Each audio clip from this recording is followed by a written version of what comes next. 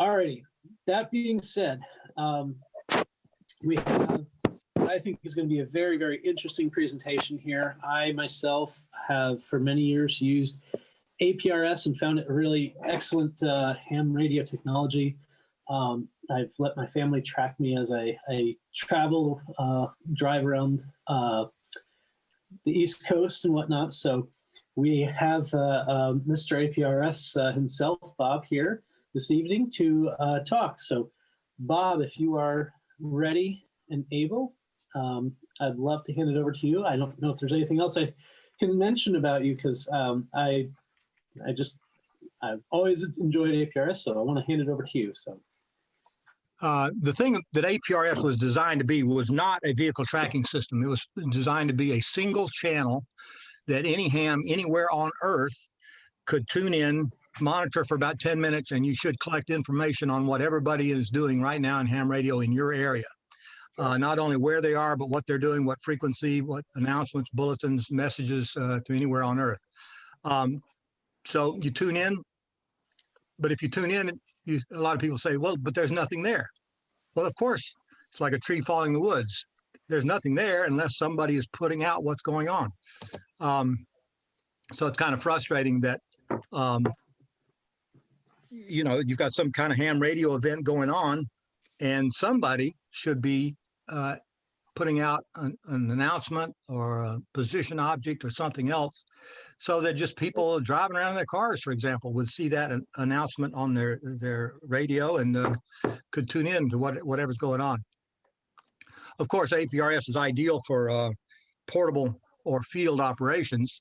And of course, field operations depends on emergency power.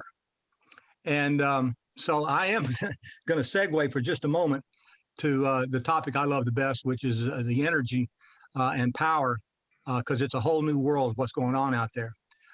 Typically, a field day, I would show up with solar panels and my communications trailer and my electric car with solar panels on it. So I had plenty of power. And but my latest toy is taking my Chevy Volt and adding lifting up the lift gate so the roof is horizontal, so I could put 240 watts of inexpensive solar panels on it. And although it gains about 30 miles of free electricity per week, the real purpose for it is to be able to do field events. And if you want to do some serious portable power, you need to think about electric vehicles, because every hybrid has a 50,000 watt generator in it. And every plug-in EV has from 16 to 85 kilowatt hours of battery storage. And a lot of people say, well, you can't use EVs in a blackout. So no, it's exactly opposite. You can't pump gas during a blackout, but an EV can go anywhere that the lights are on, plug in and recharge. For example, the Leaf, which you can buy a 3-year-old Leaf coming off lease for only $9,000, and that's the equivalent to 40 12-volt car batteries.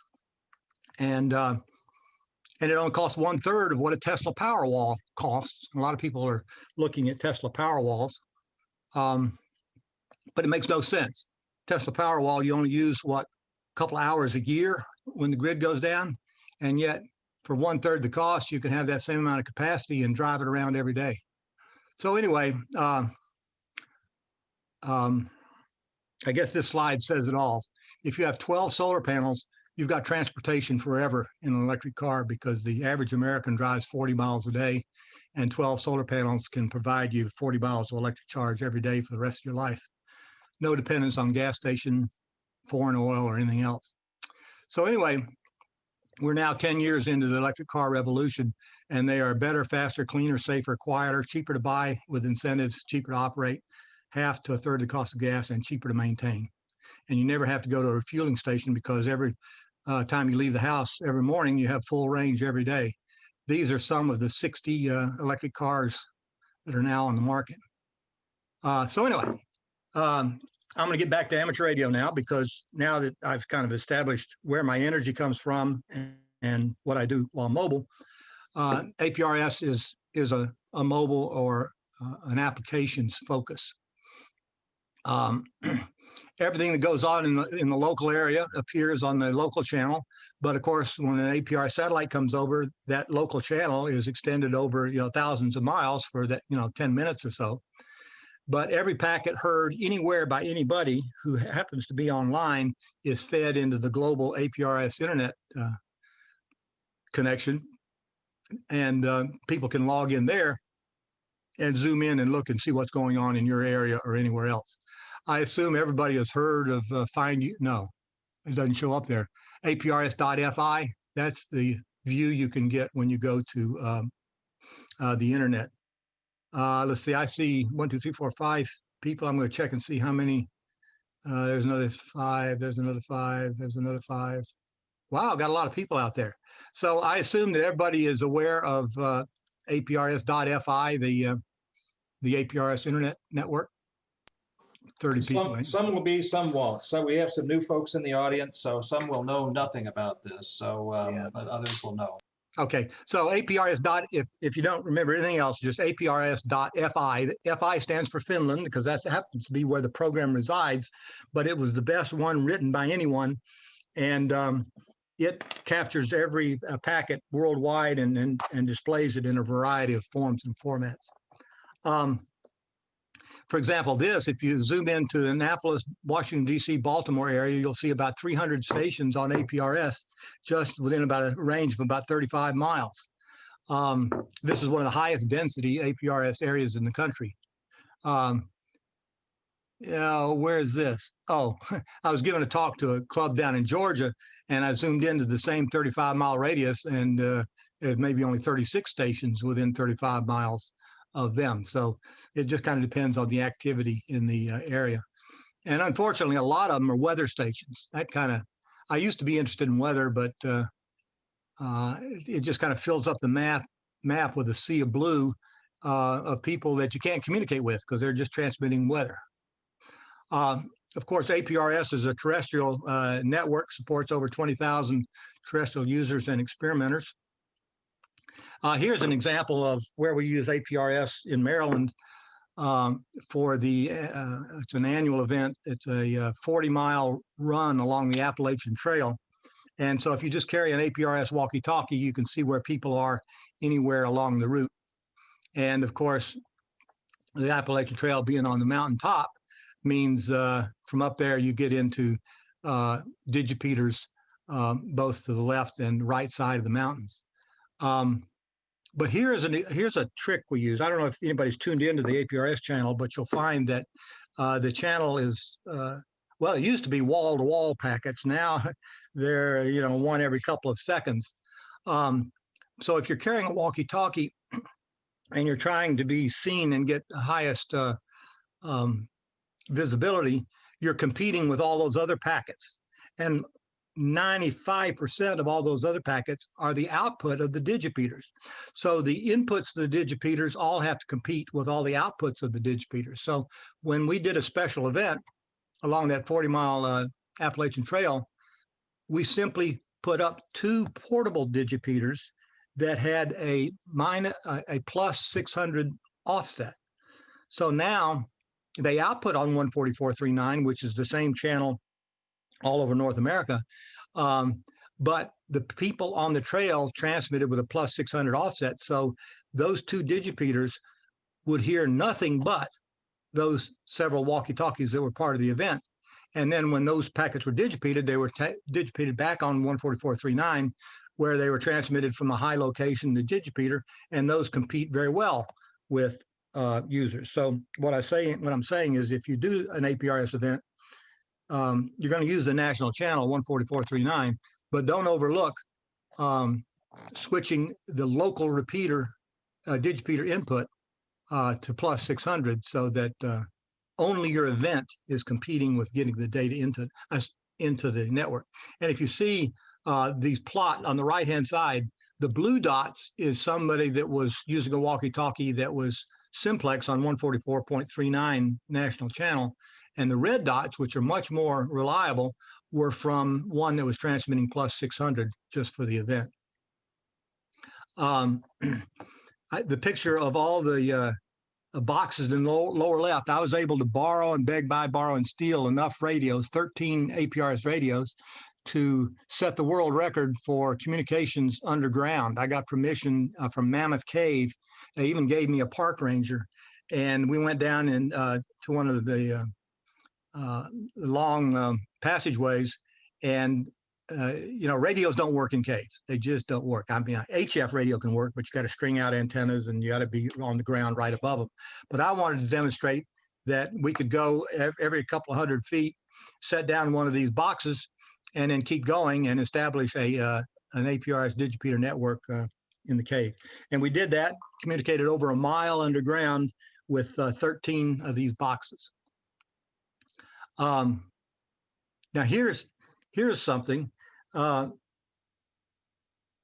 Rarely when you do an APRS event do you try to track all the runners. I mean, they don't all have APRS radios. But here's what we did for this one. My son, who is more agile than I, he took the Kenwood walkie-talkie down in the lower right-hand corner, and he started at the end of the marathon or the run, and he started hiking towards the start point. And he started entering a message, and you can see, let's see, the earliest message is down at the bottom, and I guess the most recent one is at the top. So down at the bottom at 11:42, you see the 11:42 is the first part of his message. Then as he was hiking along, every time he saw a runner, he would enter the 3-digit number for that runner. And then when there was a gap, he would just hit send. That would get transmitted to all the stations along the route. And so we knew where those 4 runners were at 11:42. And then he kept hiking and so on and so forth. And so since he started at the end and went to the beginning, he ended up transmitting the location of every single runner only once, as he passed them, but at least we knew where that runner was at that time. So again, to use APRS, it's just a communication system. Decide how it can be applied to your application. Yeah, we were very pleased with that result. Here's another thing we do. Every year on the 3rd Saturday in July, about 15 of us go up to mountaintops along the Appalachian Trail and try to set up a live digipeater network and try to do packets from Maine to Georgia.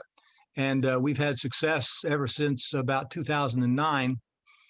We did this because APRS gets no respect at field day, and it's just kind of a sideshow and nobody cares. So this lets us really get out in the field and do some communications. And the guy who climbs the 5,000-foot mountain, Mount Katahdin, he starts at 4 in the morning. He gets up there about 11, which is when our event starts. He makes he hangs around up there until we finally get the 2,000-mile packet through, and then he starts climbing down, and he gets down by dark. That's 5,000 feet straight up because he thought he starts at 1,000 feet, and he has to climb that. So the event is really owes it to him. Everybody else is a drive up. You just drive up to a parking lot along the Appalachian Trail, whip out an antenna, and sit there for 4 hours, and until everybody all along the route survives all their problems, and we finally get the packet link. So we enjoy that. Oh, we'd also like to make this a permanent 9600 baud backbone, but we just haven't. We're collecting TNCs and radios, but just haven't gotten around to it.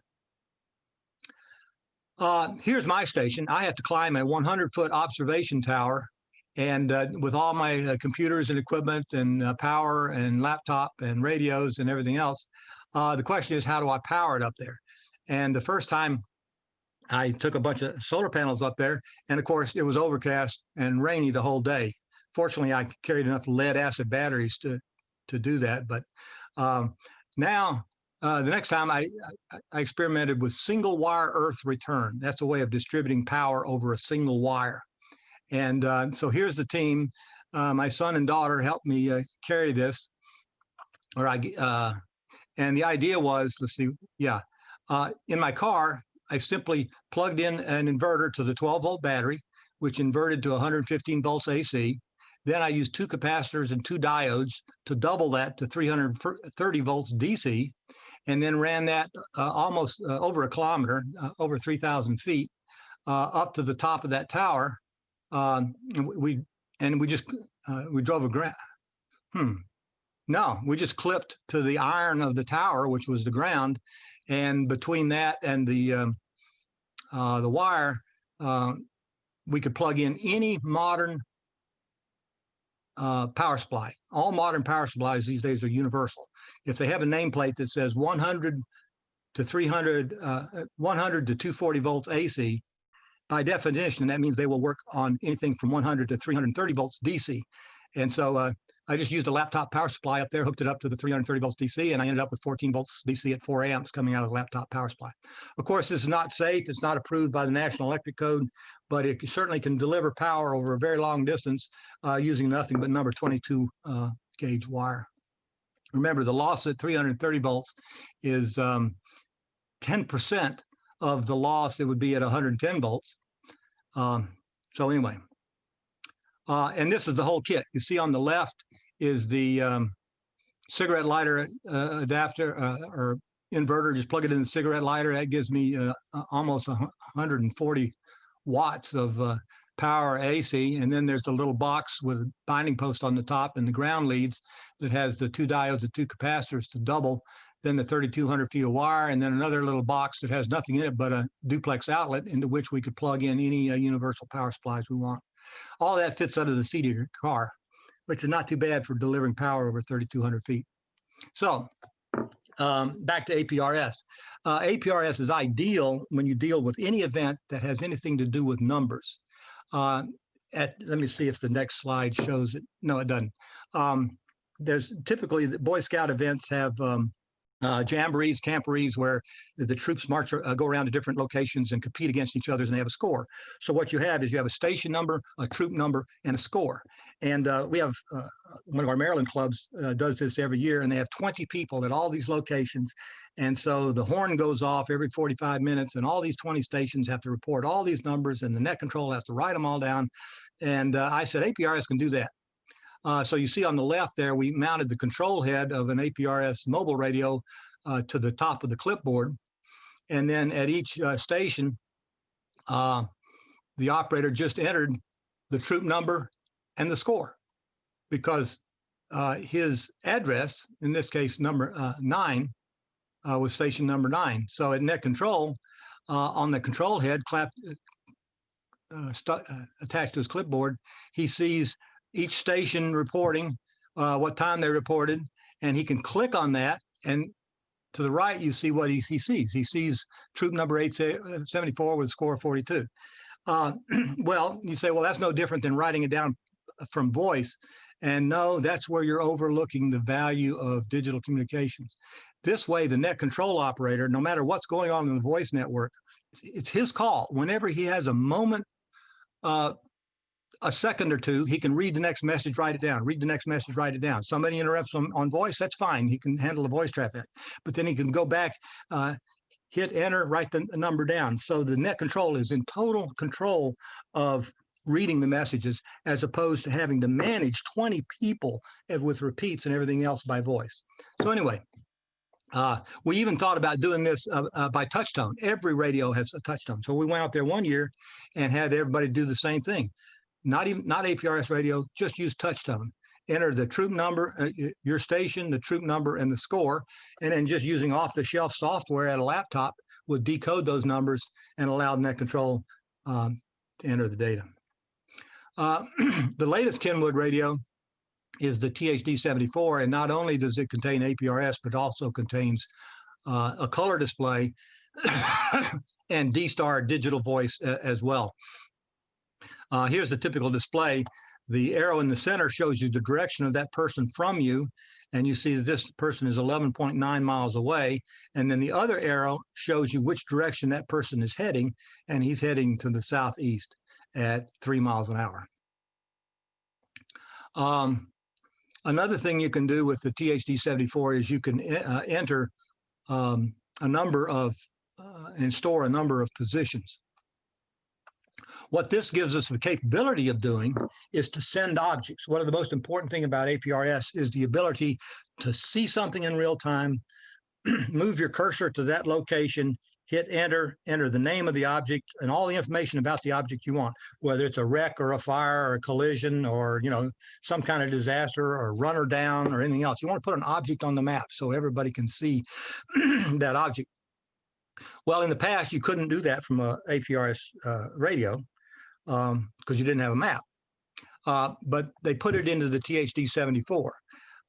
What it is it assumes that your current position is where you are seeing this event. So all you do is you hit save position into one of these position memories and then give it a name of something like, fire, runner down, or whatever the name of that object is. And then it's been a while since I do this. Then you select that memory location and transmit it. And now you're transmitting that object out to the network so everybody can see it. So again, this is what I did for a living for the last several years at the Naval Academy, trying to help students build amateur satellites. And my point to the military was amateur radio is an applications focus, real-time communications, emergency response. But even though 5 or 6 students can work on a satellite per year, hundreds around the world can play with those satellites. And so in that way, I say amateur satellites are a force multiplier for education. Of course, you all know about the balloons. Typically, every other weekend or so, somebody is launching an APRS balloon, and now they can be pretty small. In fact, you see the thing on the right, you can almost fly those things on a party balloon. But the reason we need APRS satellites is once those things leave range of the terrestrial area, they're out of the network. But if we had satellites flying overhead, then they could pick up those balloons. And of course, now that's routine. Now, at any one time, there are probably a handful of amateur radio balloons flying all around the world because they've got the technology down to where they weigh no more than a paper book of matches, and you can launch that on a bag of helium in a dry cleaning bag, and if it makes it through the weather on the way up, once it gets up there to the stratosphere, it can go around the world. I think some of them gone around the world 6 times or more. See there on the left, that's one without APRS. That one's just, for tracking on UHF. The one on the right is on a scale, and it has a GPS in it. And but you see it's solar powered because, of course, the thing's going to be in the sun. So anyway, talking about satellites, this is, I don't know if any of you brought up a satellite tracking program recently, but this is showing at an instant in time where all the amateur satellites are. And they're all over the world. They're everywhere. And this is my favorite plot that one of my programs used to do. It's a 2-hour timeline going out to the right, showing you each satellite when it comes into view, its maximum elevation, and so forth. So at a glance, I can see that about an hour from now, UO11 is going to be an almost direct overhead pass. Or I can say right now, CO55 is, at the beginning of that pass, and that's going to be a very high elevation pass. And I just love this because at the Academy, I didn't have time to keep track of satellites and everything else, but with this display, if somebody came in and said, what's going on, I could just look at this display real quickly and see, oh, there's 3 or 4 satellites in view right now, and see which ones. So up until a year or so ago, the APRS network, including the 5 or 6 satellites that we have in orbit, we also added 3 geostationary satellites. It's called, it was initially called Outernet. Then I believe it was reduced to Outnet, and that's a bunch of guys that they buy commercial time on these satellites, or get donations of commercial satellite time, and they provide continuous content through those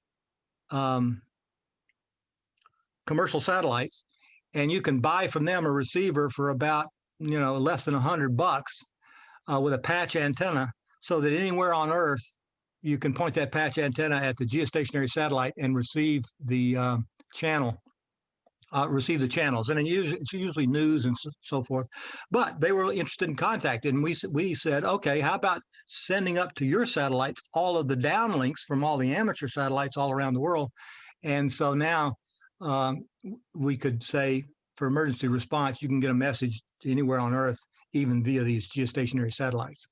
So look up AltNet, I believe is the current name of that system. So these are all the satellites that I built at the Naval Academy while I was there. And this is the typical page of what people are using those satellites. And this is was made very possible by Bionics, who makes the Tiny Tracker 4. And they got it down to a 3.5 inch by 3.5 inch circuit card, which fits just fine inside a modern CubeSat. So the last couple of satellites I built not only included the VHF APRS digipeater, but also HF PSK. It would receive PSK 31 on the 10-meter uplink, using single sideband. And then on the downlink would just be the FM audio waterfall. And so that solved the Doppler problem. You got 18 kilohertz worth of Doppler on a UHF downlink, but and PSK has to be accurate within 1 hertz. But by just sending down the FM audio, then you do not have that UHF Doppler added to it. I thought it was the greatest thing since sliced bread, but hardly anybody uses it. And we got 2 satellites flying overhead that will receive PSK 31 on the 10-meter uplink and downlink on 435.350. But not very many people are using it. And on the last one, we said, hey, what the heck? It's a 3 kilohertz bandwidth. You can uplink a 10-meter slow scan TV image, and it'll come down in this waterfall, and you can run any slow scan TV software and exchange images. We're still waiting for somebody to do that. I guess the reason is everybody's playing satellites doesn't have an HF radio anymore. So anyway, the way we sold our satellites to the powers that be to let us work on them was to demonstrate the ability to get remote data from anywhere on Earth. And so we built a couple of floating buoys, and this ice goat was a project that was taken up to the Arctic, placed on the ice. And once the ice melted and this thing then was floating in the ocean, they tracked it for quite a while to see where the ocean currents went. This is an example when we had both PCSat-1 and PCSat-2 in orbit at the same time. We had an experiment. Basically, it was a 5-wire walkie-talkie on the roof of the building with just a whip antenna transmitting once a minute and continuously. And this shows that on each day, we would receive anywhere from 1 to, it looks like a maximum of 11 hits from that walkie-talkie per day. So we were demonstrating that if you have a 5-watt data source anywhere on Earth, the APRS satellites can get that back to you. This was to be something I've been promising since the year 2000, and that is to combine APRS and touchtone. Everybody has a touchtone radio, even those people who still show up with their ICOM 2AT, they have a touchtone keypad. And so we made this satellite to where it would receive touchtones on the uplink, and then it would convert that into an APRS packet on the downlink so that those DTMF users could be seen by all the APRS users. And by the same token, the APRS users could send a message up, and the satellite would repeat it by voice synthesis on the downlink. The problem is we were trying to have this ride on a commercial payload, and the FCC just got so wrapped around the axle, they could not accept that students at the Naval Academy could build an amateur payload, and so they just refused to license it. So it was pulled off of the launch at the last minute. But anyhow, we thought it was really neat that what you can do with touchtone. Go back to that Boy Scout event where you can use touchtone to enter data from real-time events and have it collected at headquarters.